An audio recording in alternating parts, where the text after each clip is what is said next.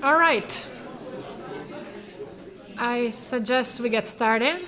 So I apologize for the darkness, but the alternative was so much worse. So this is what we're gonna have, at least for today. I want to just start kind of smoothly by showing you a very, very short video. I hope the sound works. Technology is not my strong suit, but let's see.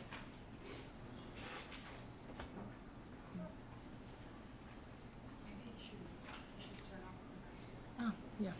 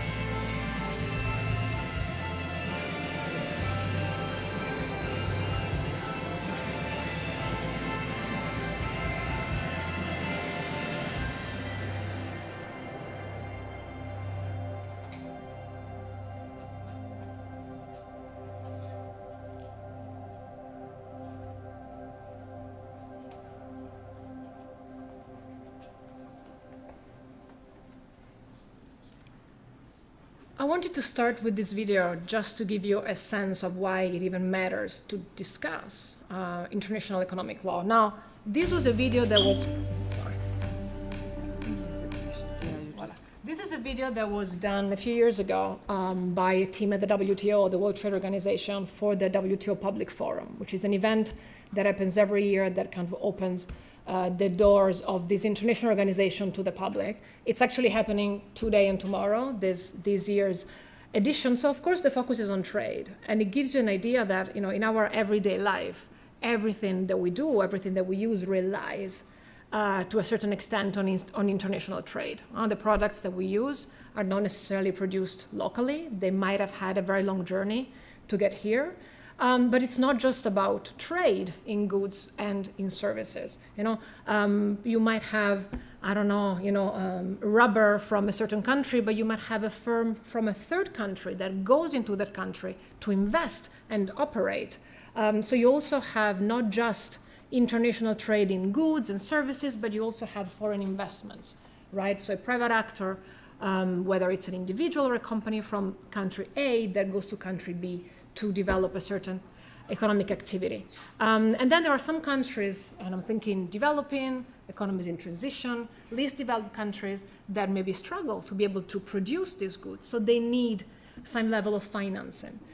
So all these activities, whether it's financial, monetary, trade, investment activities, when they have an international dimension, which with the era of globalization that we're in, is almost always, they need rules.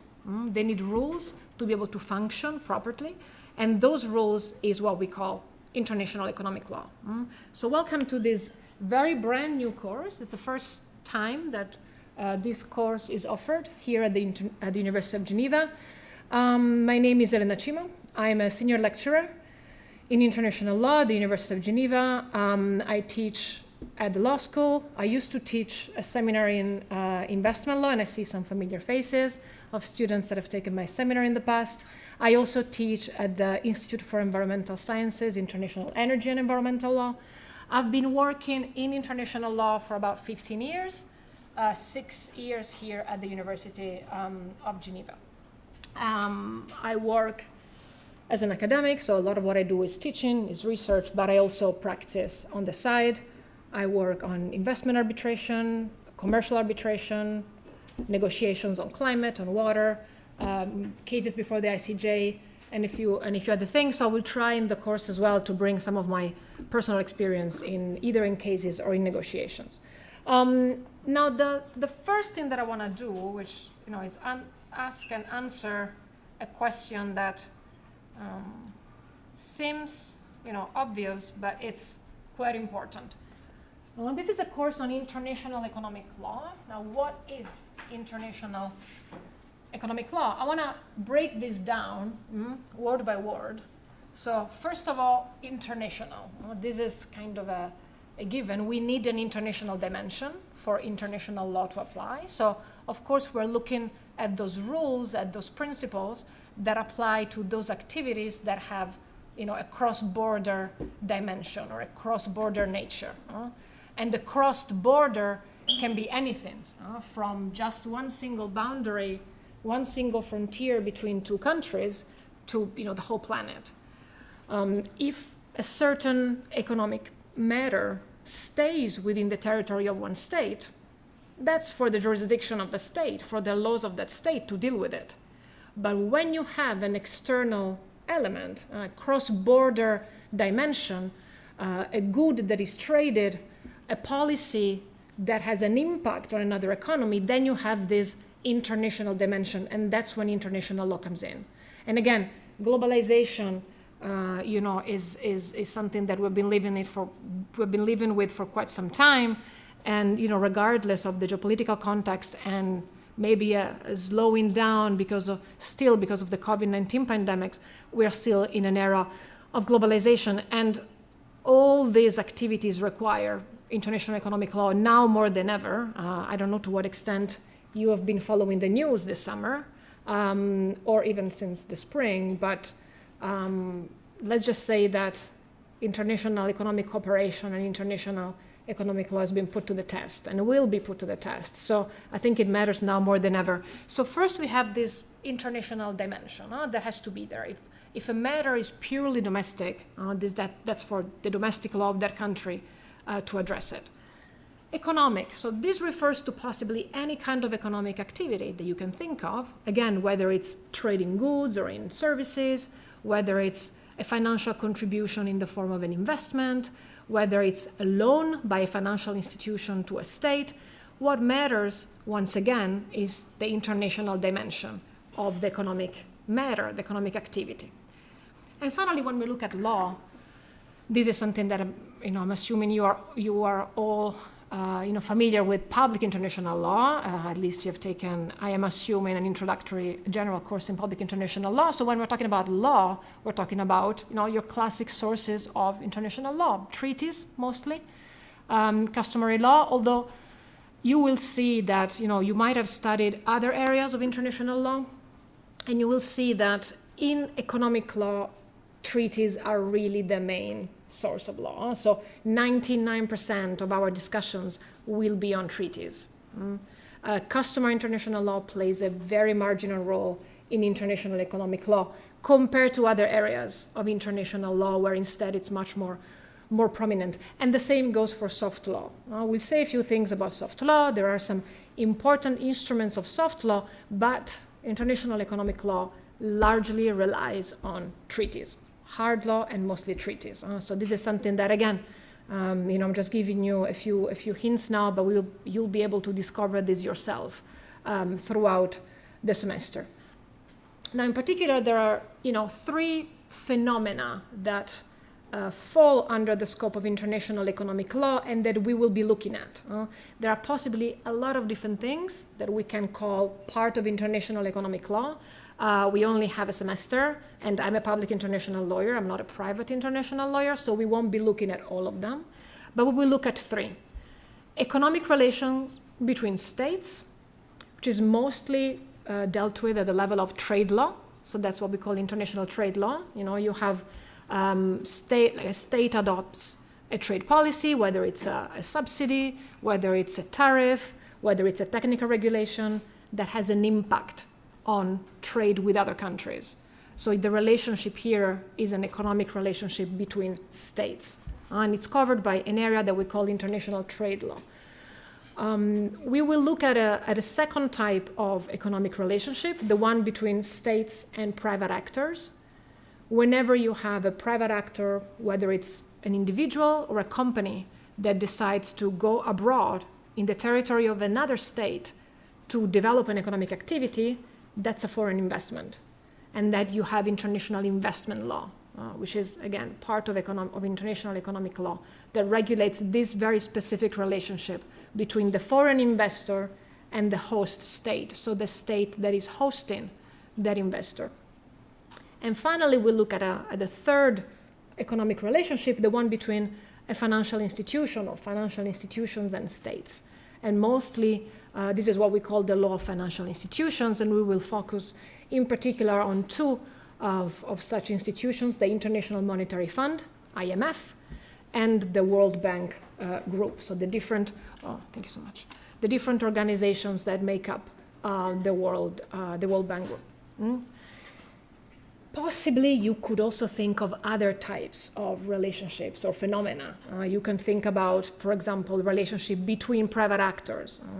In case of disputes, you have commercial arbitration, for example, but that is more for private international law to deal with. So we will not be looking at that. We also will not be looking at international tax law, competition law. So these are, of course, very interesting subjects.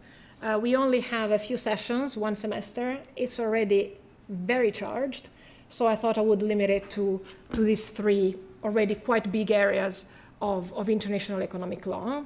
So economic relationship between states, that's international trade law. Economic relationships between a foreign investor and a host state, so private actor and a state, international investment law, and then a financial institution and states, the law of financial institutions. Now today I would like to do possibly, let's see, 3 things with you.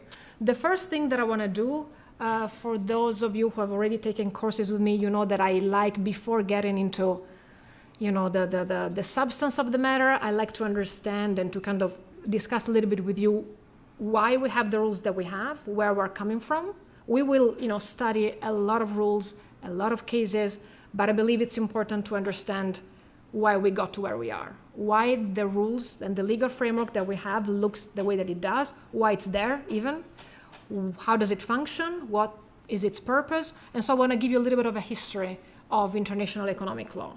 That's kind of the main thing that we're going to be doing today. Then I will say a few words very quickly about the main sources and actors in international economic law. Again, very quickly, because it's nothing special, let's say, compared to international law generally. And in any event, we will be going through all of this as we tackle each individual area throughout the semester. But just kind of to introduce who are the main actors we will be looking at, what are the main sources we will be studying. And then finally, I know that it's customary, the first course of the first class of the course, to kind of tell you a little bit about some practical information. We're going to go through the syllabus. I'll give you a sense of how I structure the course, where it's going to take place, the exam. I don't know, it's a big question from students, the readings, the recordings, the Moodle, whatever, all those important practical information. We'll take a break, obviously, in between. If at any point you have a question, you have a comment, please raise your hand, feel free. This is the first session we're getting to know each other. It's also kind of a big class, but we can make it as interactive as you like, as you guys like. So feel free to raise your hand if something isn't clear, or you read something and you have something to add. Don't be shy. There are not really wrong questions ever. And even answers that are not super on point sometimes actually can trigger some interesting discussion. And feel free also to disagree with me. That's something that I always, I'm teaching subjects here where there's not a lot of room. It's very technical, trade law in particular. But I always tell my students that, if you really feel strongly about something, there are many opinions out there, but you need to have a very good argument. Okay, so I'm not saying you have to convince me, but you have to convince me that you've thought it through and you have a good argument, you have a good position. All right? And if you want me to repeat anything, just raise your hand and let me know. All right, so let's start with the first thing that I said I wanted to do, which is to take you back to the beginning, so that we, starting then with the substance of the class, we have a better understanding of why we have international economic law and why there are quite a few spots I won't call on you, don't worry. Quite a few seats here in the front. So let's go back to the roots, back to the very beginning. Now, the very beginning, in particular, when it comes to international trade law and international investment law, the origins are one and the same origin, which is a very particular practice of certain states back in the 18th century, which is the practice of concluding treaties of what we call amity and commerce, or friendship, commerce, and navigation. You might have heard these two different names. Now, this is how we call these treaties. Now, these treaties can have all sorts of names, but we generally call them treaties of amity and commerce, or commerce, friendship, and navigation. These are usually bilateral treaties that, some countries, mostly European, but not only European countries, started concluding in the 18th century, and the whole goal, as the title suggests, is to develop friendly relationships, and in particular to regulate commerce. To regulate commerce and trade. So, of course, there is no doubt that we find in these treaties the root of international trade law. Some provisions are still almost to the letter the same today in trade agreements. For example, the idea of non-discrimination. It's something that is at the heart of international trade law, and we start finding provisions on non-discrimination in trade back in the 18th century. But we also find the root of investment law. And one good example is a treaty from 1778 between France and the United States. So this is an example, just to give you an example of a treaty of amity and commerce between two countries, France and the United States. And here we find, as I was saying, some provisions that deal with trade, but also a very interesting provision on the protection of foreign property. So the protection of the property of French nationals in the US and of US nationals in France. So it doesn't say investment, but that's because the notion of investment is the notion of a modern economy. In the 18th century, we don't talk about investment yet. But what we talked about back then, it's the protection of property, foreign assets.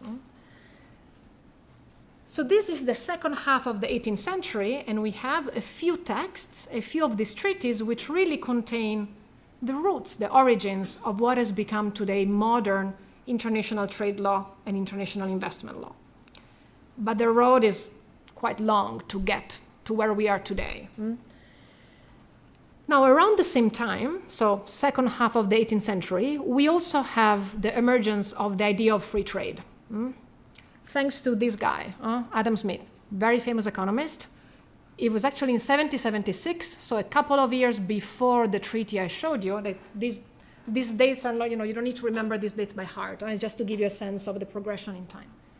So, but around the same time, Adam Smith publishes this very famous book, The Wealth of Nations, and he introduces this theory, this idea of free trade.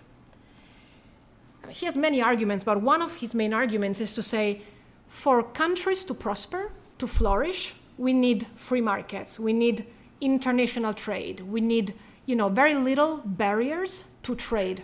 That's the only way for countries to flourish and prosper.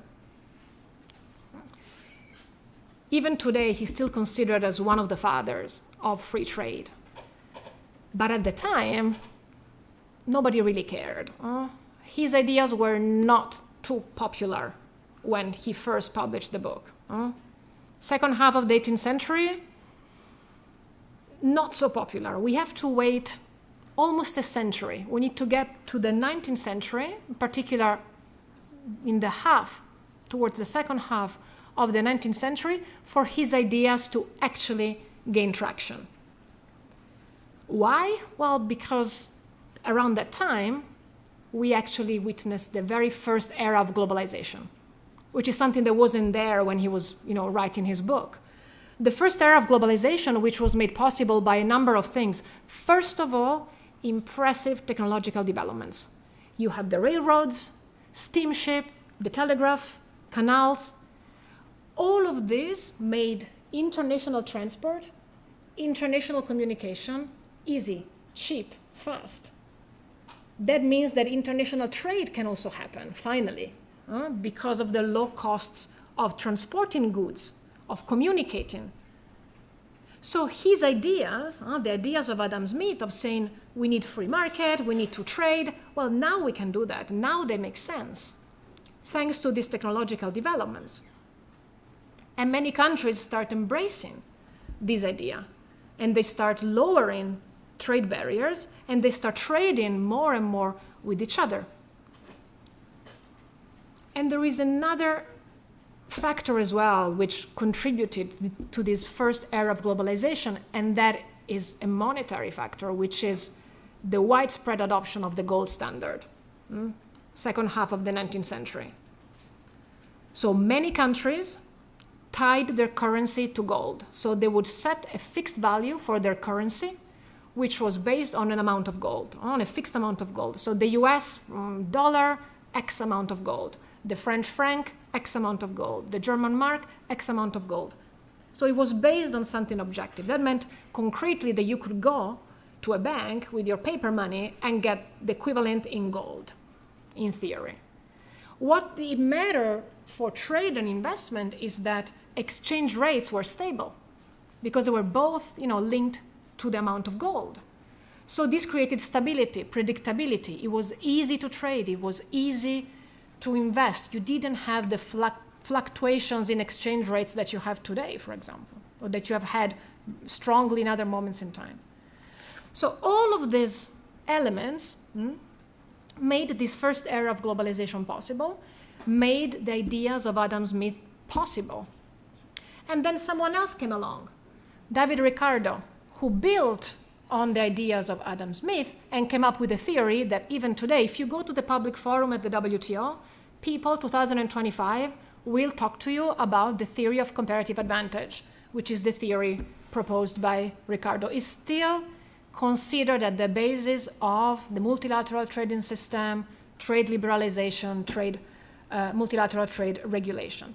In a nutshell, I'm sure that you probably all studied this at some point during your studies, but in a nutshell, each country should just specialize in producing those goods they have a comparative advantage in. What is it that you produce cheaply and fast? Country A is very good at producing clothes. Great. Country A should produce clothes, sell them domestically, and export them to countries that maybe have a hard time producing clothes because they don't have the raw material or the technical, capacity to do that. You have another country, country B, that is very good at producing wine. Produce wine, sell it domestically, and export it. This way, both countries get both clothes and wine at the cheapest price, at the lowest price, than if they were to try and produce both themselves. Of course, this is an extremely simplified version of the theory. You have two products and two countries. Do it for 190 plus countries and infinite products. Not so obvious, not so easy, but that's the idea. And of course, for this to be possible, you need to have the possibility to trade freely. If you have high barriers to trade, it becomes hard. If I need to pay high tariff to export my wine, well, I won't export it. It's too expensive. So the two theories, the theories of Adam Smith and the one of Ricardo, they work together to, put forward again this idea of free trade. And we have a number of treaties that are adopted that really reflect and put in practice this theory. One of the best examples, it's probably one of the most famous treaty on trade, which is a treaty between Britain and France, 1860, Cobden-Chevalier Treaty, which again, it's really a reflection of the theory of comparative advantage. In this treaty, Britain said, okay, you know what, I'm going to reduce tariffs on French spirits because France has a comparative advantage in the production of spirits, and you, France, are going to reduce tariffs on the import of certain manufactured goods in Britain, goods where we, British, have a comparative advantage. So it's an example in a treaty of the theory of comparative advantage. Each country agrees to reduce tariffs so that they can import and export easily and consumers can have products cheaply. This is just an example, but many other countries, I mean, the UK was very much, very, very strong in leading this movement towards liberalization, but a lot of European countries followed. And this has allowed actually tariffs to be very low around that time, towards the end of the 19th century in Europe. Now, not all countries believed in David Ricardo's ideas. One country that, again, if you've been following the news, it won't come as a surprise, but one country that has not really followed this trend was the United States. The United States, back in the 19th century, they had a very long-lasting protectionist tradition. They always had very high tariffs. They did that to raise revenues. You impose a tariff on imports. It's a good way to make money for the government that then can use it many different ways. And you protect your own industry, right? We're going to talk a lot about tariffs. So just to make sure that everybody, this is, again, I'm sure that it's nothing new, but just to make sure that this is clear for everybody.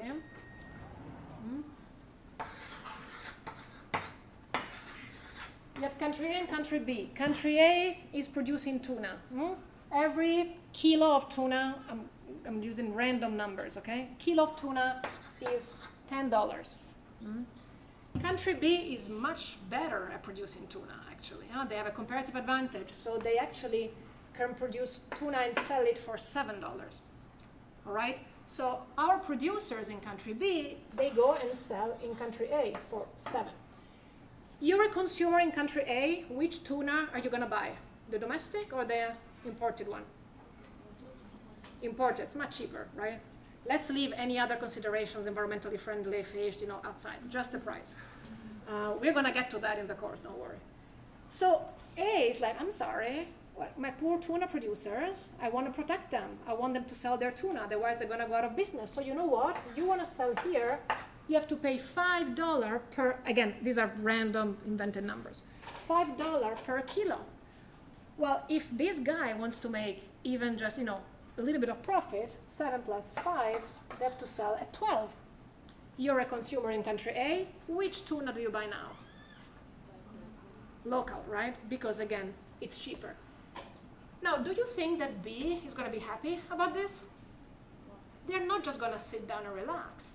They're going, okay, let me find something that they have a comparative advantage in. Let's imagine that the opposite applies for apples. I'm going to impose a tariff against the imports of apples from A. Who suffers in the end? Consumers. Because you're gonna end up paying so much more for a product for the same quality just because a country wants to protect its own industry. But you can see the power of tariffs. It's a clear protectionist intent. So let's apply this to our situation. So the US in the second half of the 19th century was having high tariffs against European countries. While they liberalized in Europe, they also set high tariffs against the US. Of course, you need to defend your own economy, right? So by the time we get to the First World War, there are very high tariffs on both sides of the Atlantic. The US against European countries, and European countries against the US.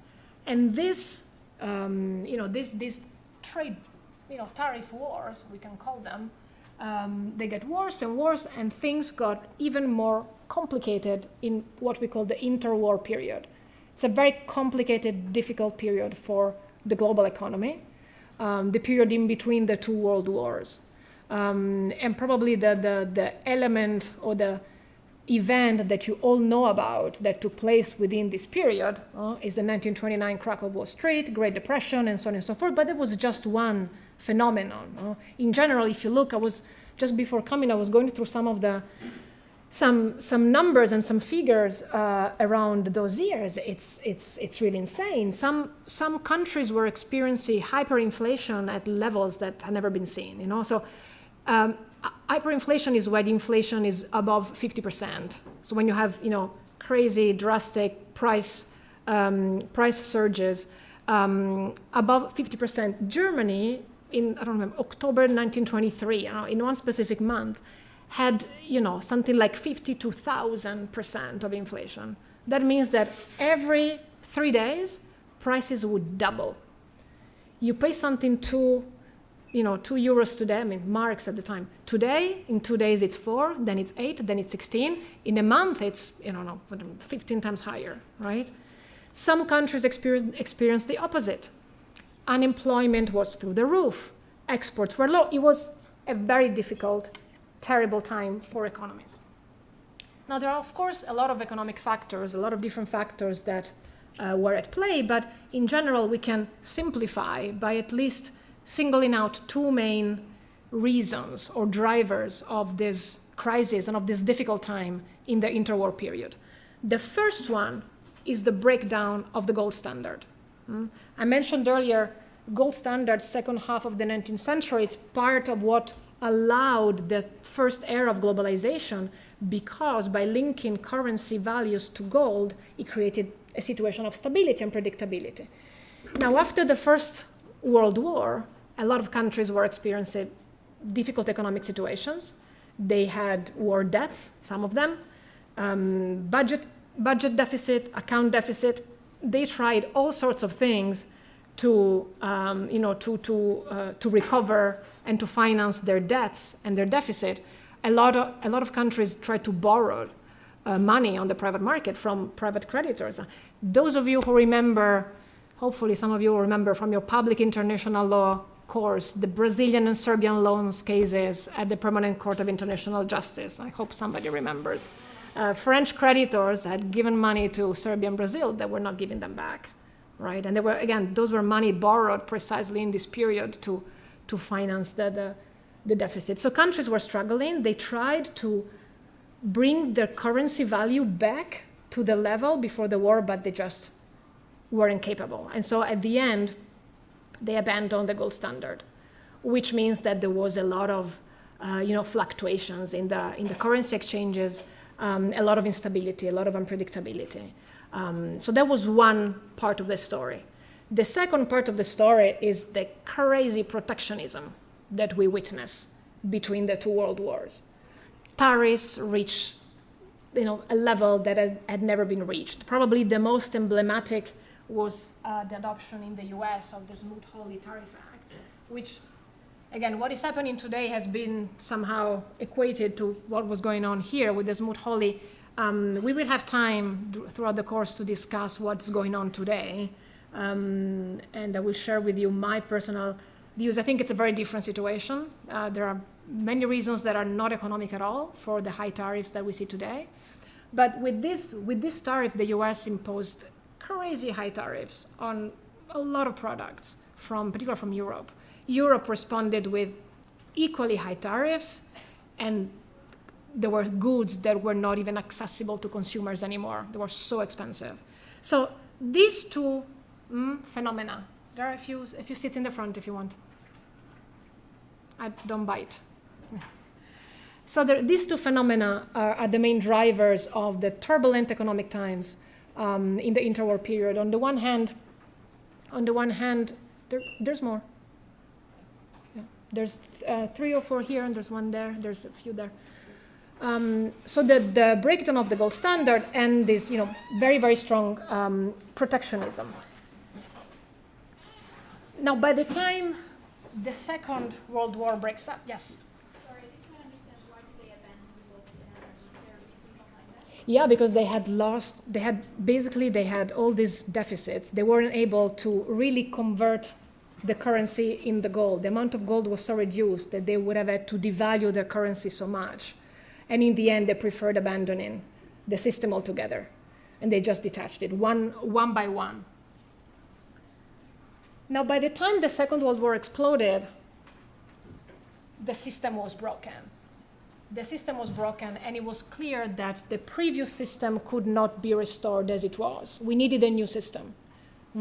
We needed a new system, and the first, let's say, steps towards building a new post-war economic order started in 1941. And you will see the 1940s that's the key decade for international economic law, in particular for trade, finance, monetary relations. Everything happened in the 1940s. A lot of the organizations you have today and the rules you have today were drafted in and created in the 1940s. And it was mostly two countries that led all the discussions, the US and the UK.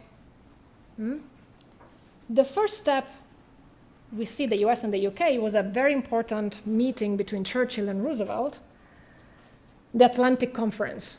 In 1941, they met and they tried to kind of lay out a project, a plan, a charter for a new economic order to be rebuilt after the destruction of the war. And the result was the Atlantic Charter. On the syllabus, I indicated only one point because it's a point that deals with trade, but it's a very short text. I encourage you to have a look at the whole text, just to have an idea of what it is that was really on the agenda in 1941. And keep in mind that at the time, the war is still going on, right? The UK is already at war, the US not yet, so which also gives you an idea of the dynamics. But they already start discussing what to do, once the war is over. How do we rebuild the economic order? Now, initially, trade was not supposed to be part of the discussions. It was added at the very end of the meeting in this fourth point. We're going to see it later as well. This is really the first reference that we have, in the context of this post-war reconstruction to trade liberalization or free trade. So they will endeavor, with due respect for their existing obligations, to further the enjoyment by all states, great or small, victor or vanquished, of access on equal terms to the trade and to the raw materials of the world, which are needed for their economic prosperity. So it's access to trade, to raw materials on equal terms. So you have some elements of non-discrimination on equal terms, access to trade, to raw materials. So the message that they're conveying is a message of liberalization with non-discrimination on equal terms to trade and raw materials.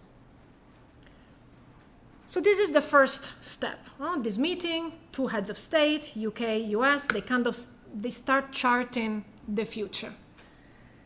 Now, actual negotiations will first take place in the context of monetary and financial cooperation. So trade kind of takes the back seat for a second, and countries start focusing on financial and monetary cooperation. Again, US and UK constantly leading the discussions with these two men, Harry Dexter White from Treasury in the US and John Maynard Keynes. I'm sure you've heard at least of him. They continued, for a couple of years, long discussions on what to do with the financial and monetary system. Now that the gold standard was no longer an option, and there is no longer an automatic system of conversion, each country has its own monetary policy. We need to coordinate. We need to ensure stability, predictability. And the result of these negotiations also took place in the context of the Bretton Woods Conference, which again, I'm sure many of you have heard about, but the actual title is much longer, but we like to call conferences and treaties based on the city where the negotiations took place. And these negotiations took place in a hotel in the town of Bretton Woods in New Hampshire. That's why we generally call them the Bretton Woods Conference. And in this conference, 44 countries met, led by the US and the UK, to try and come up with the solution for monetary and financial governance and cooperation. Something quite important also to keep in mind is that at the time, large parts of Africa, Asia, Latin America was still colonized. There are exceptions, South Africa, India, but large parts were still under colonization. What does that mean? And this also applies to the trade negotiations. This means that those countries did not participate. This means that whatever came out of Bretton Woods, or a few years later regarding trade, does not reflect the interests, the priorities, and the needs of all those countries. But it reflects the needs, the priorities, the interests of those that were there, and in particular of those that were leading the negotiations. It was a very successful meeting, 20 days, of course, building on 2 years, 3 years of discussions, and you have two international organizations that come out of this meeting. The IMF, the International Monetary Fund, and the International Bank for Reconstruction and Development, which is at the heart of the World Bank group. So International Monetary Fund, we use, from now on I will most likely use acronyms. So, I already lost my own. So the IMF and the International Bank for Reconstruction and Development, IBRD, which is part of the World Bank group.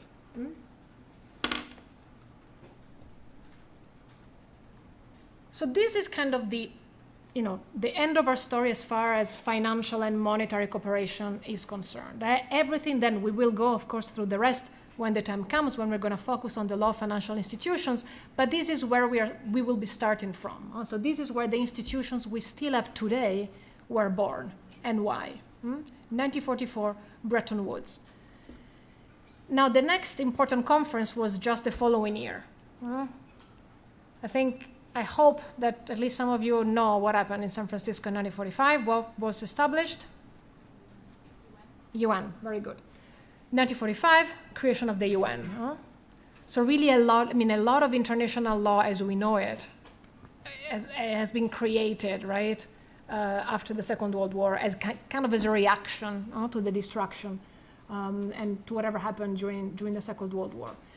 Now, what is interesting is that although trade played such a critical role in the interwar period and in causing problems during the interwar period, and although we have that fourth point in the Atlantic Charter, in Bretton Woods or in San Francisco, trade is not discussed. It's not really a topic of conversation. It really takes the back seat. And we need to wait 2 more years, 1947, to actually have negotiations, or at least a positive outcome of negotiations on trade, on cooperation on trade, with the adoption of the GATT. We will talk a lot about the GATT in the first part of this course, the General Agreement on Tariffs and Trade. Again, we'll be using a lot of acronyms. So GATT, General Agreement on Tariffs and Trade. This agreement, again, is the result of, in particular, 2 countries, US and UK, always them. In particular, on the US side, there is somebody that I actually am a big fan of. I've done a lot of work on him, Cordell Hull. He was a senator for a long time, Secretary of State for 12 years. I don't know if anybody has been Secretary of State for so long. And he was always a true believer of free trade, in particular for peace.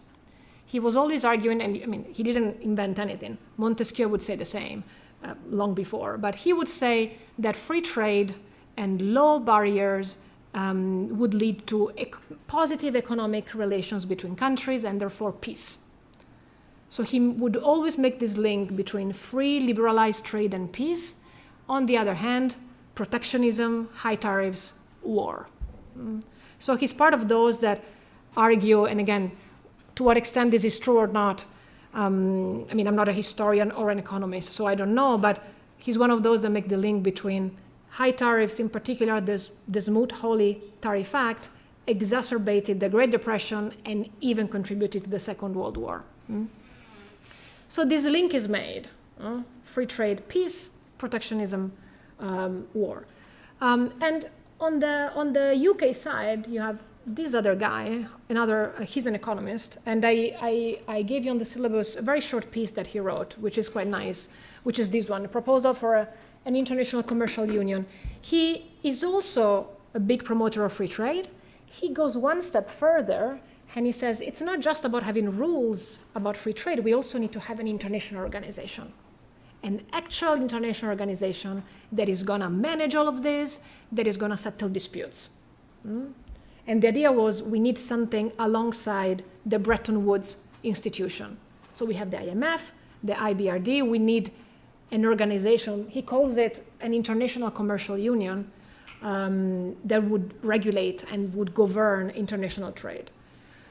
So US and UK are kind of on the same page, with one exception. There is one topic that is really impossible for them to agree on.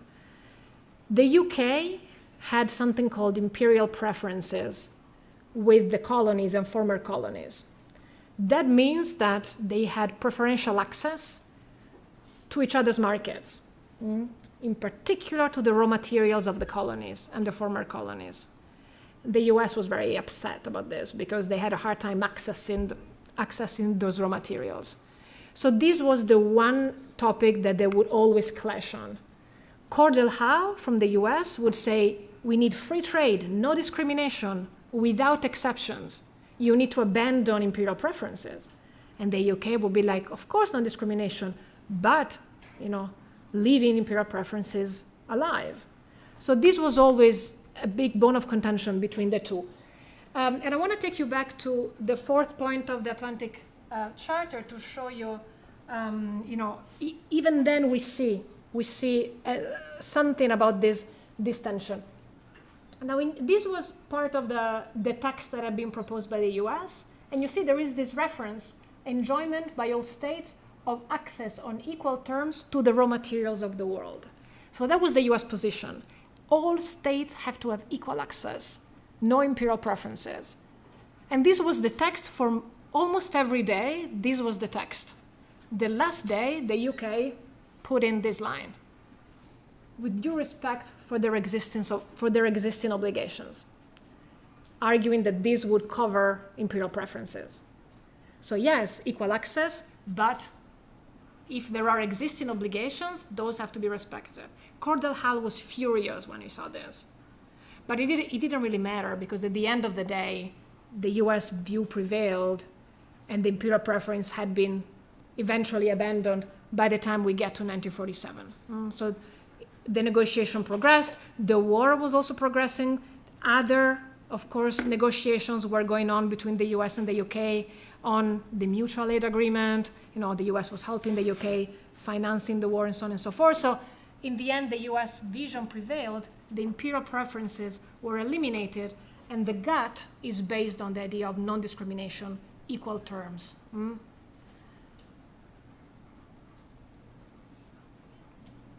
Now, this was supposed to be so much more. Yes?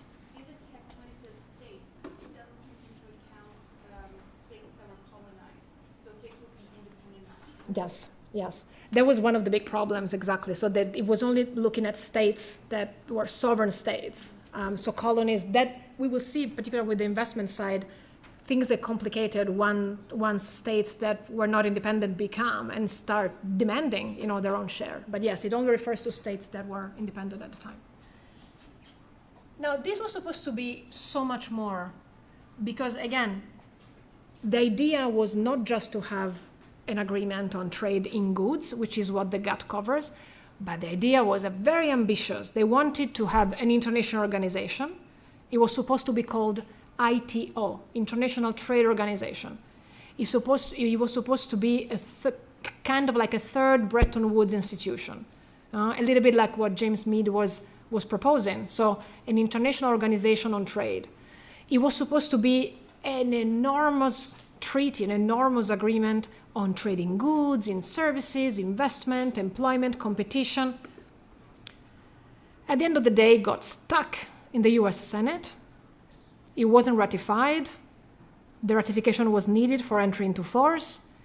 So it was all abandoned, this big grand project, and the only thing that managed to be adopted was this, which is a small portion of what was the original idea. It only covers trading goods, but that's what we got in 1947. And this is what has been regulating trade for 50 years. We have to wait until 1995 for the World Trade Organization, so an actual international organization on trade, to be established. So in the end, in the 1940s, you just have IMF and IBRD, no organization on trade.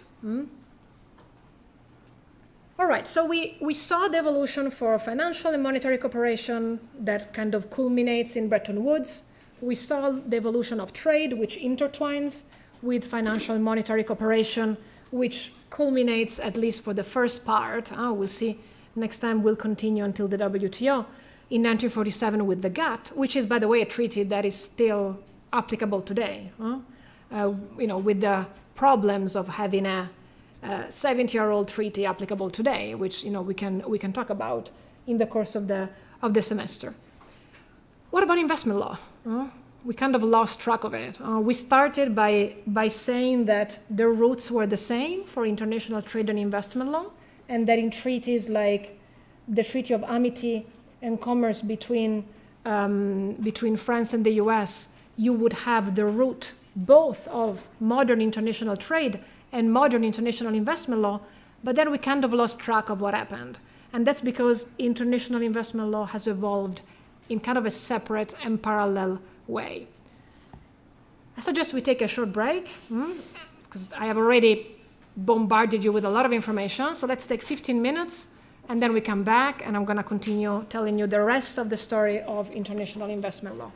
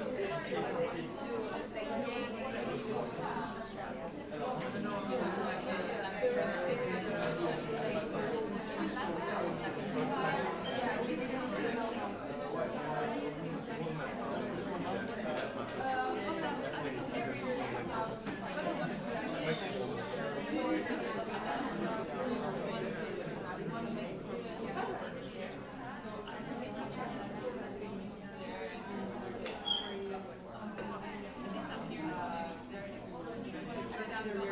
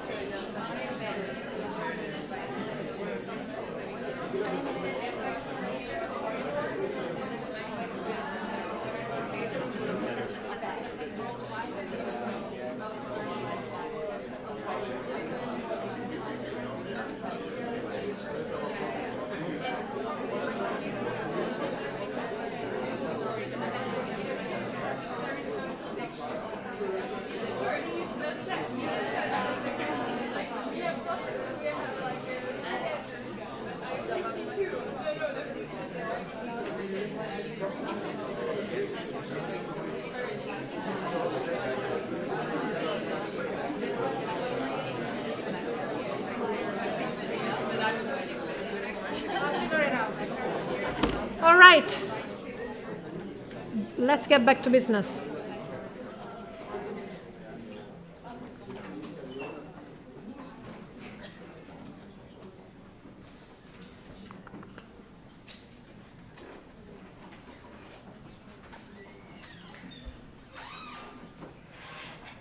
All right, so we left off, again, we finished, I told you everything that I wanted to tell you, at least for now, regarding, how we got to a little bit where we are when it comes to financial and monetary cooperation and trade. And investment was missing, so we went back to the beginning, because that's where the first origin or roots of international investment law are, let's say, these treaties of amity and commerce of the 18th century. Again, because we do not talk about investment, but we do talk about the protection of foreign property, right? So in this case, French property in the US and US property in France. And although we do not talk about investment, this idea of protecting foreign property is the idea that is really the foundation of today's protection of foreign investments. Now, why was it so important to protect foreign property? Why is it important to give a certain level of protection to the property of a national of one state in the territory of another state? Well, when you go to another state, then you are, to a certain extent, at a disadvantage compared to nationals of that state. You are subject to the laws of the state, but you had no role in contributing to the election, for example, of the people that are creating those laws. So let's imagine that you're a French national in the 18th century. You decide to go to Argentina, let's say, and you buy some land. You have your farm. You start having an agricultural production in Argentina. Again, whatever law is introduced, you have to follow it, but you didn't participate in any consultation or democratic process that maybe nationals did participate in, but you still need to comply. And what happens if at some point, for example, the Argentinian government decides to, they want to build a road where your land is, public interest, I build a road, I take your land. Argentinian law doesn't say anything about compensating, so I don't compensate you. What do? Do you sue the Argentinian government in French courts? You can't, right? Immunity of states. So what do? You sue the government in Argentinian courts? How's that gonna go? Well, the judges are basically employees of the government.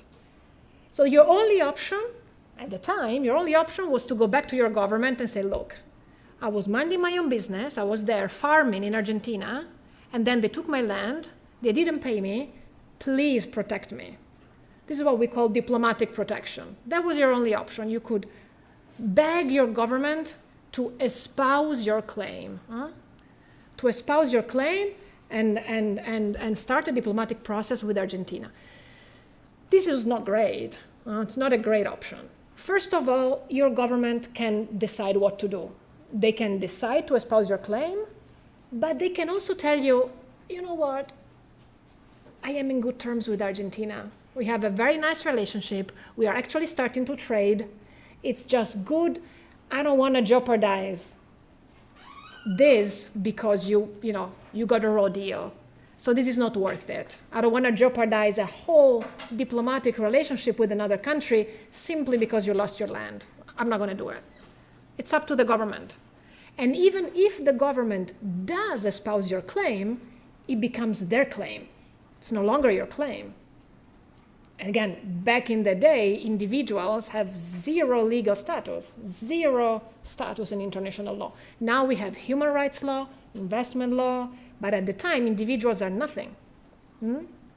So if the state espouses your claim, it becomes France's claim against Argentina, an interstate matter. And let's imagine that France decides, okay, I'm going to espouse the claim, it becomes my claim, which is about, I want Argentina to treat my nationals properly, fairly. I can handle it diplomatically. I can introduce economic measures, or I can use force. Gunboat diplomacy. This was a normal practice at the time. European countries, the US, the use of force was not prohibited. So if words didn't work, we use military force to enforce our claims that we have espoused. Now, we wanted to avoid all of this. That's the whole point of protecting foreign investors. You want to avoid even getting to this point. You want to make sure that your national in another country is protected. That is why countries back in the 18th century start writing down the importance of protecting foreign property. And what is more, these countries, and when I say these countries, it's not just France and the US, I'm talking about more generally capital exporting countries, which mostly were developed countries at the time. So those countries that were exporting their capitals abroad, whose nationals were going to develop economic activities abroad. They had an interest in having their nationals protected abroad. And these countries believed that actually it was customary law, that it was international customary law that required countries to give to foreigners a minimum standard of treatment that was autonomous and superior compared to what was given to nationals. So a French national goes to Argentina. According to France, under customary international law, the French national in Argentina is entitled to a minimum standard of treatment that is autonomous and superior to the treatment that Argentinian law accords to Argentinian people. And if there is a dispute, the French national doesn't have to go to domestic courts, but can go to international arbitration or adjudication, because you need a neutral judge, a neutral forum. That was the position of capital exporting developed countries. If you try to think from their perspective, it makes sense. You have your nationals that go, they develop economic activities, you want them to have a good time, you want them to be protected, right? But now try to think from the other side. Imagine you're Argentina in this little situation. I have some French people in my territory. I have to treat them better than I treat my people. My people have to respect my law, and these French nationals don't. They are superior. They can go to arbitration while my people have to go to domestic courts. It's unfair. So in parallel, you have capital importing countries, which at the time were mostly developing countries, that start developing a completely different theory and doctrine and say, no. You come to my country, but you're subject to the same law as everybody else. Domestic law applies to my people, it applies to you. My nationals have to go to domestic courts, so do you. Nothing in international customary law tells me I need to treat you better. And this doctrine, we generally know it as the Calvo doctrine, because it was first introduced by a very famous Argentinian jurist, so I didn't choose Argentina by chance, called Carlos Calvo. Again, maybe you remember him from your international law class. So he's the one who, for the first time, wrote it down, this idea. Foreigners in a country, bless you, are subject to domestic law and go to domestic courts, period. So you have these two different, completely opposite approaches, right? Capital exporting developed countries that say superior minimum standard of treatment and international adjudication in case of a dispute, and capital importing developing countries that say, oh no, domestic courts, domestic law, equality with nationals. And this tension, it started in the 19th century, it continued until the 1960s, the 1970s. Constantly, you have battles like this. I'll give you two examples, and there's hundreds, but I would bore you to death, so I'm going to give you two. The first one, 1917, Bolshevik Revolution. The Russian revolutionary government abolishes private property. They expropriate everything. Property of Russian people and of foreigners. The foreigners, what do? And of course, Russian law does not provide for compensation in case of expropriation. So zero money to whoever is expropriated. Foreigners go back to their governments crying and say, oh my God, I've been expropriated. They didn't give me any money. This is so unfair. So the governments go to the Bolshevik and say, you know, international law requires minimum standard of treatment. And this minimum standard of treatment of foreigners, at the very least, is that you need to compensate if you expropriate.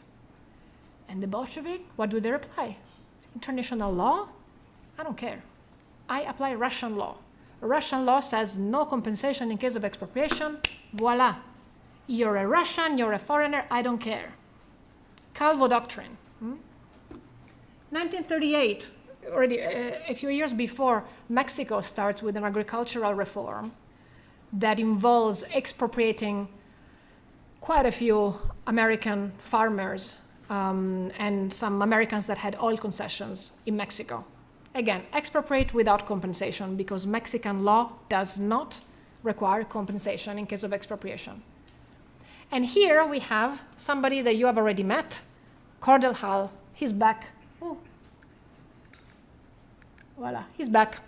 He is Secretary of State at the time, and he writes a very passionate letter to the Mexican Minister of Foreign Affairs saying, under international law, customary international law, you need to guarantee to Americans in Mexico a minimum standard of treatment that at the very least requires compensation in case of expropriation. And something quite interesting, he doesn't simply write compensation. He says prompt, adequate, and effective compensation. Prompt, adequate, and effective. Where he came up with these three adjectives, we don't know. But even today, when a tribunal, regardless of what the treaty says, now today the expropriation with compensation is a given. Nobody questions that. But even, you know, if a treaty doesn't say anything specific, the tribunal will say the compensation has to be prompt, adequate, and effective. We call it the Hull rule. So he just came up with these three adjectives that now all tribunals apply. So very, very powerful. And then he says, and if there is a dispute regarding the compensation, international arbitration. The Mexican Minister of Foreign Affairs receives the letter and is like, Calvo doctrine. We apply Mexican law. Mexican law does not provide for compensation, so forget about it. You have a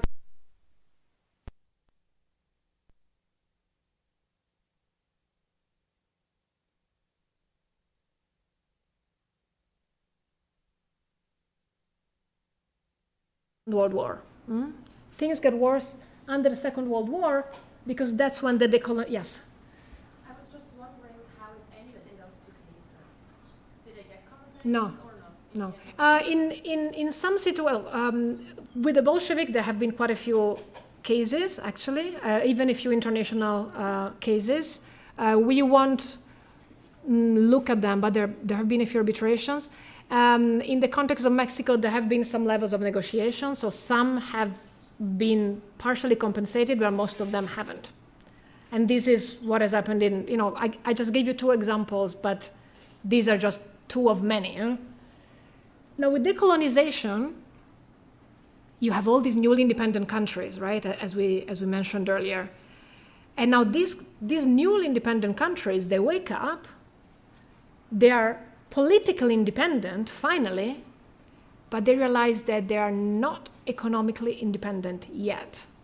They are quite often very rich in natural resources. They have zero control over those resources. They just wake up and they realize, oh my God, I have all this oil, I have all this timber, I have all this whatever, but I can't do anything with it because during colonial times, colonial powers had signed agreements, concession contracts with private companies. So you have private companies, usually from Europe or the US, that are exploiting those resources on the basis of very valid contracts. And so these countries are like, okay, wow, this is my territory. These are supposed to be my resources. I wasn't even part of those negotiations, and I have these random companies exploiting and making money. And those contracts, by the way, were extremely unbalanced. Colonial powers didn't care. So they are very much unbalanced in favor of the investor. And they're very long too, 70, 80 years, super long.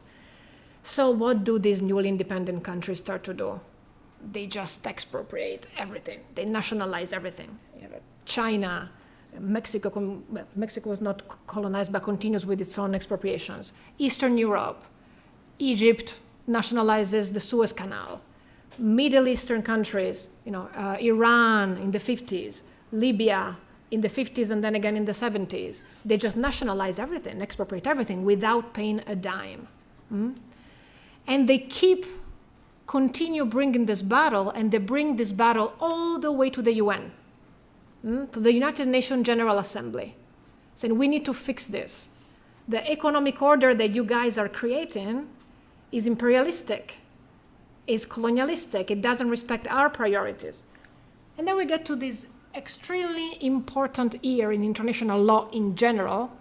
This is a UN General Assembly resolution that you hopefully have studied in other areas as well, which is the resolution 1803 on permanent sovereignty over natural resources. It's probably one of the most famous resolutions of the General Assembly. Being a resolution is, of course, an instrument of soft law, so it's not binding per se, but this principle of permanent sovereignty has now become customary law. So on the one hand, the resolution acknowledges that countries have permanent sovereignty over the natural resources. So, there is a recognition of what those countries, those newly independent developing countries were asking for. But if we look at this text, you will see that it's actually a quite nice compromise between the position of both capital exporting and capital importing countries. It's a compromise of that battle that we have seen. Because look, so nationalization and expropriation are allowed. So this is absolutely okay. You can expropriate, you can nationalize, but under certain conditions. It has to be for the public interest, public utility, security, and the owner shall be paid appropriate compensation. So on the one hand, victory for capital importing countries, you can expropriate, but victory for the others, only under certain conditions, and you need to compensate. Now, the amount of compensation will be in accordance with the rules enforced in the state taking such measures, so domestic law, but also in accordance with international law. So you see, they try to balance a little bit the two positions. And if the question of compensation gives rise to a controversy, first of all, local jurisdiction, the national jurisdiction has to be exhausted, but if that doesn't work out, international adjudication or arbitration. So it's a nice compromise. You see that here the drafters have really tried to strike a balance between these two positions that we have seen clashing. Newly independent countries were not satisfied. They continue with their battle, and we get to 1974 to yet another resolution of the General Assembly, this time a resolution that is very much in favor of the Calvo position, of the newly independent countries' position. The Charter of Economic Rights and Duties of States, if you read the text, it seems similar, but there are a lot of important changes. Once again, nationalization, expropriation, it's possible. There is again a reference to appropriate compensation, but look at the verb. Should be paid. It's no longer shall, mandatory. It's a much softer term, should. Well, you know what we do with should. And also, it's only taking into account the relevant laws of the state, no reference to international law. It's gone. And in case of a dispute, no reference to international adjudication or arbitration. It's also gone. So, in the Charter of Economic Rights and Duties of States, 1974, we can see it as a victory of the newly independent countries, the developing countries, the capital importing countries, the Calvo position, let's say. But, and here's a twist in the plot, it's a victory just on paper. Kind of meaningless. Because things were about to change. In the 80s, early 90s, economies change, a lot of these countries realize, oh, wait a second, okay, I have this amazing victory, I am now sovereign, I can do whatever I want with my resources, but I actually need foreign investments. I can't develop properly without foreign investments. I can't actually exploit the resources adequately without foreign investments. I need foreign capital. How do I attract foreign capital? I need to promise protection to investors. So they had spent all this time fighting the minimum standard of treatment of foreigners under customary law to find themselves in the 80s and in the 90s signing bilateral investment treaties with developed countries, granting all sorts of rights to foreign investors because they needed them. You know, if I want investors to come to my territory and not to my neighbor, well, I need to give you a better deal. Yes? But why didn't they just grant it for future investors? Because then they could have still expropriate the old. But that's what they were doing. But then at some point, you really need to be able to economically develop. If you have not done much, you need foreign capital, and you need to start attracting it. So yes, they had expropriated whatever they could before, but then they need them back under different terms. But they needed them back. They needed to be able to have foreign capital to fuel their economic development, and then you need to offer very attractive conditions. So we start seeing an explosion of what we call BITs, bilateral investment treaties. There are bilateral treaties traditionally between a capital importing and a capital exporting country. So for a long time, they're usually north-south. Now we see a lot of south-south BITs as well. We have more than 2,500 BITs today. Some countries have more than 100, like China, the Netherlands, Germany. Well, but I'm not 100. I mean, I would say that all countries have at least one, I think. So we have this insane network, and these treaties, we will have time to explore and study them together, but you will see they give an insane protection to investors, to the point that now we are saying it's too much. States are no longer allowed to do anything, that investors are complaining and suing. So we kind of maybe overcorrected. So this concludes the investment law part of the story. Maybe a final part just to close the circle. We have, as I mentioned, about 2,500 bilateral investment treaties, but we also start seeing something quite interesting, which is free trade agreements with investment chapters. So we will see when it comes to the regulation of trade, that's going to be the first topic that we're going to look at in the semester. We have, of course, multilateral trade rules, the GATT, for example. All the other agreements at the WTO, starting from the 90s, but countries continue also negotiating bilateral or regional trade agreements.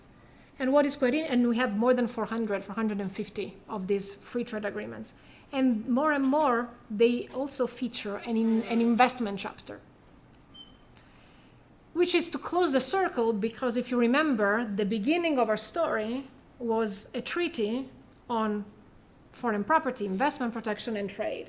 And now we have this practice, which is kind of the grandchild of those treaties, which puts together bilaterally or regionally rules on trade, rules on investment, but as we will discover together, so much more, because you also have rules on environment, on human rights, on labor rights, on competition, which is great, but it also makes it insanely complicated to navigate. Everything clear so far?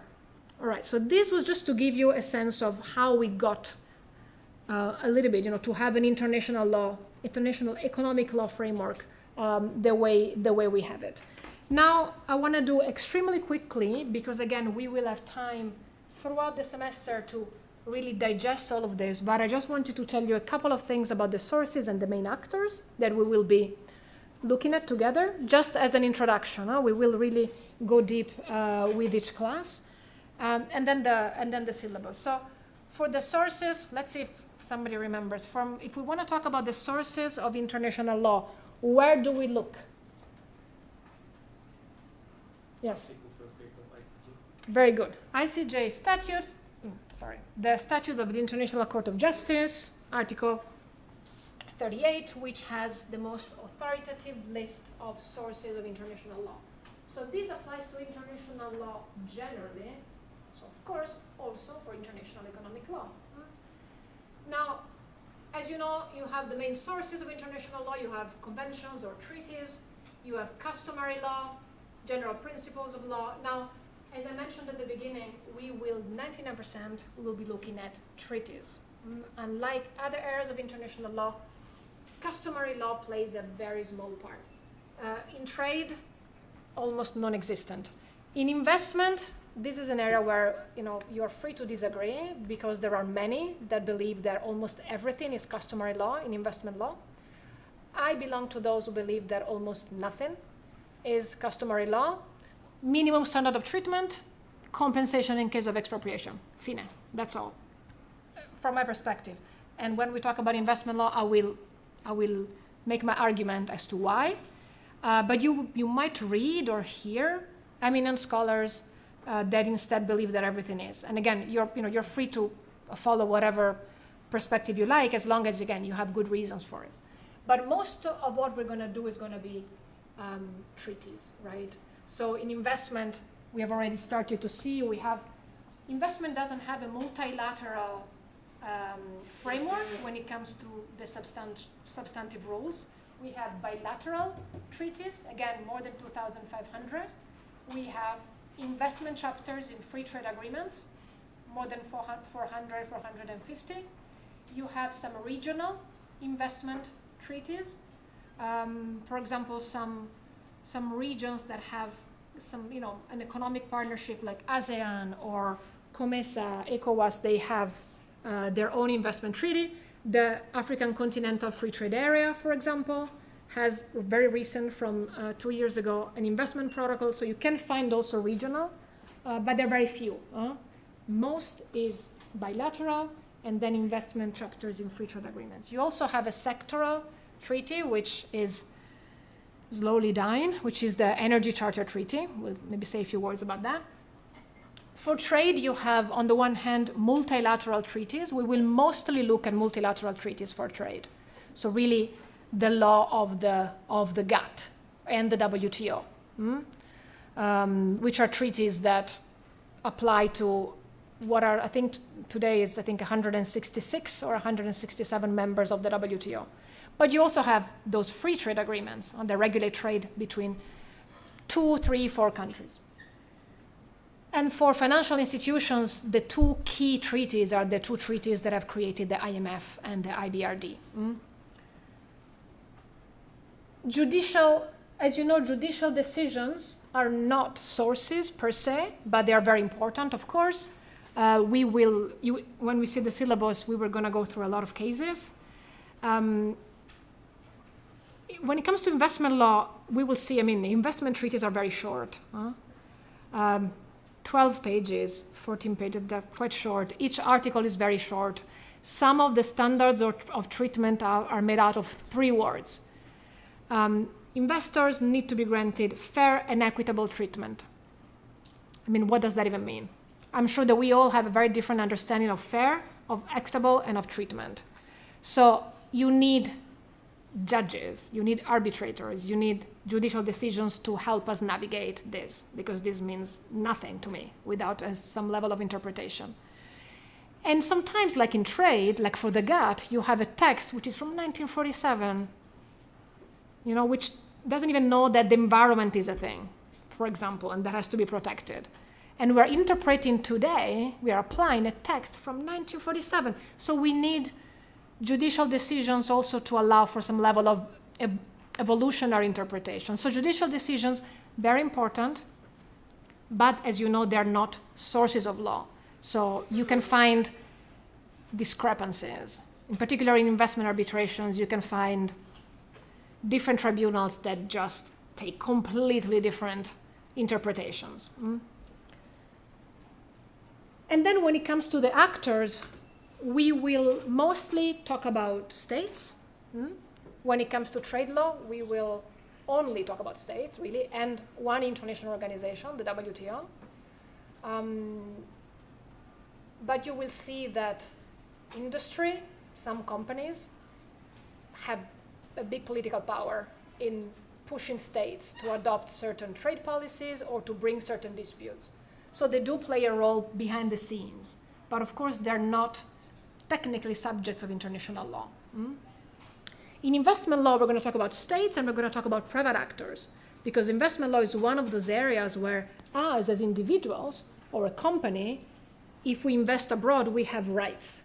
We don't have obligations, with an asterisk, because we will see some new developments, but we have rights in the territory of another state. And then we will talk about international organizations. So we will talk about a lot of international organizations. The main ones, as I said, are the WTO, the World Bank Group, the IMF. But if you take the map of the UN system, almost not every, but many of those UN agencies or organizations, as part of their mandate, deal with aspects linked to economic relations. So we might sometimes also integrate some of those other organizations. And then we might mention some more informal groups of negotiations and discussions among countries which are not subjects of international law per se. Think about the G20 or the G77, coalitions. And we will talk about multinational corporations a little bit, with this interesting complication that they have certain rights under investment law, but again, it's kind of hard at the international level to hold them accountable, and to impose duties on them. Everything clear? All right, so I'm going to use my last 8 minutes. I like to finish on time, so if I don't finish something, I won't go over time. I will pick it up the following class, because we all have other things to do, but mostly because the recording finishes, and I don't want people that are not here not to be able to follow, and also because I think that the time we have is already quite intense for all of you. So let me just quickly take you through the syllabus. So starting from the very top, you have, my office is in a building that I still think it doesn't have a name right now. It had a name, that the name was removed, and now it's no name, but it's in Boulevard Calvoct, so it's just a few blocks down. It's in front of the Ethnographic Museum. My office is there, 3rd floor. I see people under appointment, so there's not a set time. If you want to meet with me, just shoot me an email and we can set a time. If you want to meet with him before class, it's going to be hard because I'm teaching also before, but after, I can stay longer in the class, or you can come another day and see me. You have a little description of the course. Very good. The exam is going to be an oral exam during the exam period, which I'm assuming is January, right? Yeah. We will, throughout the sessions, I will tell you what to keep in mind for the exam, but I will use the practice that I've been using in other courses here as well, which is that we will talk about the exam more in detail later on, but you will pick a subject, you have 15 minutes to prepare your topic, you come back. The first half of the 15 minutes of the exam, I will ask you to talk about your topic, and then I will kind of ask you more questions. Again, we'll talk more. The course, something that I like to do in general in my courses, I want the course usually to be so much harder than the exam, right? So the course is not an easy course. We're gonna do a lot of, international economic law is not an easy subject. Each of these subjects, trade, investment, finance, could have its own course. Again, I used to teach investment law before. But we're gonna try, of course I'm not gonna, I structured it, in a way that is accessible and we'll be able to do everything without trying to overload you. But it's gonna be a lot of things. It's not gonna be maybe always easy, so please always ask questions if anything is unclear. But the idea is not to punish you during the exam. So, work hard during the semester, but then in the exam, the idea is also for you to kind of show what you've learned, what you've understood. But my goal is not to ask you tricked, super difficult questions, just to make sure that you have understood and you've been following the course. Then you get to the actual, structure of the course. No, first you have some resources. So I added those general textbooks. Those are textbooks you should be able to find in the library. Some of them I think are also available online. Just in case some of what I talk about maybe is not entirely clear, you want to kind of also read the textbook version of it, you can refer to those texts. For trade, there are two for trade. The second one, Essentials, is quite short, quite simple. The first one is like more than 1,000 pages. It's like extremely technical. It goes way more into detail than what we will do. But in case you love trade law, you're super passionate, you want to know all the cases, feel free. Huh? You don't have to. So you don't have to read those books. They're just there in case, oh, okay, we studied subsidies, but you know, it's kind of tricky. I want to kind of read the textbook as well. You can go and read the chapter on subsidies.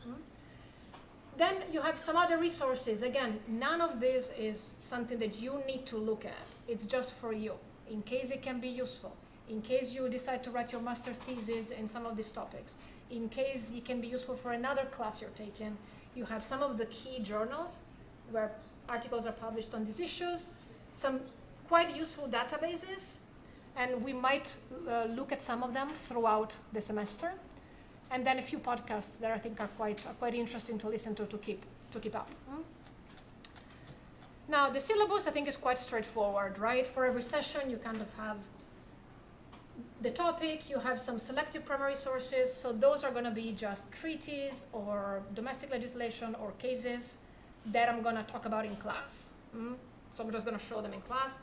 I always also indicate the specific articles. You will see sometimes a lot of cases. You don't have to read all the cases. Each case is like 400 pages. I clearly indicate the paragraphs you need to look at. And then there are some compulsory readings. Now let me frame the compulsory readings. You don't have to read them beforehand. You can if you want to. It's not an insane amount of material, but it's a little bit. I urge you to look at them at some point throughout the semester. I will not be testing you on those material in the exam, meaning I won't ask you in the exam, oh, what does Van de Velde say about the history? No, I won't do that. But if I ask you something and there are material, there are compulsory readings on it, you'll get more points if you also refer to those materials. But if you show up, you've learned everything that we said in class, you read the material and you don't necessarily refer to them, it's not that, I'm not gonna fail you, but it's useful for you to get a better understanding. But I won't quiz you on page 27 of the reading material, okay? But it is a good complement to what we're talking about. And it will help you understand, because each course we will cover quite a lot of ground. So we already start quite slow, as we don't have class next week. I'm away for a conference, and there's a time difference that makes it just impossible to do it online. I also don't love teaching online, so I prefer to just be present. But not to leave you completely empty-handed. There's a podcast that is quite nice. If you instead of spending a little bit of time with me, you can listen. It gives you a little bit of background on the WTO, which is going to be the topic of our next class, and a few things on what's going on now. Then you can just look, each session you have the same kind of structure. We are going to have 4 sessions. The first 4 sessions are on trade. I'm just going to go quickly. Are on trade law, the first 4. Then we move to investment law, and we have 4 sessions on investment law. Here we have, I know that at the law school this week is a free week, so we don't have officially classes.